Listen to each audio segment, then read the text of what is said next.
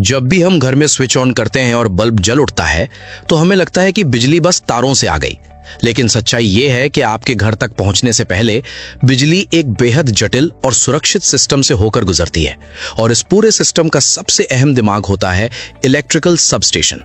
Substation एक ऐसी जगह है जहां बिजली को ना सिर्फ कंट्रोल किया जाता है बल्कि उसे सुरक्षित बनाया जाता है और अलग अलग इलाकों में सही मात्रा में भेजा जाता है।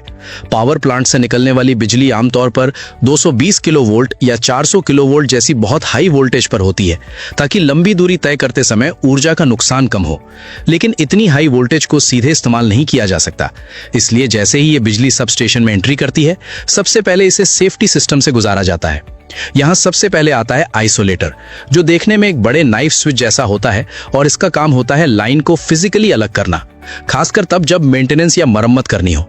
आइसोलेटर को कभी भी लोड के दौरान ऑपरेट नहीं किया जाता, क्योंकि ये सिर्फ ये सुनिश्चित करता है कि लाइन पूरी तरह से डेड है और इंजीनियर सुरक्षित तरीके से काम कर सके।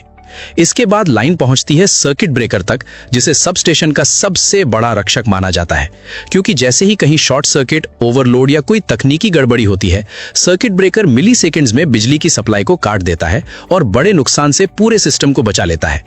आधुनिक सबस्टेशनों में वैक्यूम, SF6 और ऑयल सर्किट ब्रेकर इस्तेमाल किए जाते हैं, जो बिना किसी मानव हस्तक्षेप के खुद ही काम करते हैं। इसके बाद बिजली बस बार तक पहुंचती है, जिसे आप बिजली का हाईवे कह सकते हैं, क्योंकि बस बार एक मोटी धातु की पट्टी होती है जहां से बिजली को कई अलग अलग फीडरों में बांट दिया जाता है। यानी यही तय होता है कि कौन सी बिजली किस इलाके, फैक्ट्री या शहर के किस हिस्से में जाएगी।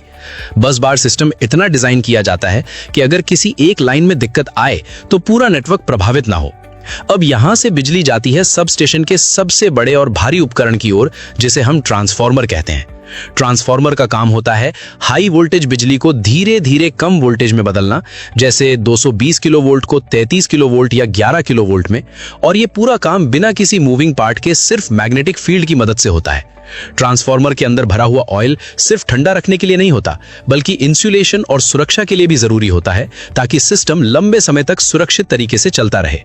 वोल्टेज कम होने के बाद बिजली सबस्टेशन से बाहर अलग अलग आउटगोइंग फीडर्स के जरिए शहरों, इंडस्ट्रियल एरिया और लोकल ट्रांसफार्मर्स की तरफ भेजी जाती है, जहां आगे चलकर इसे 440 वोल्ट और फिर 220 वोल्ट तक लाया जाता है, ताकि हम इसे घरों में सुरक्षित रूप से इस्तेमाल कर सकें।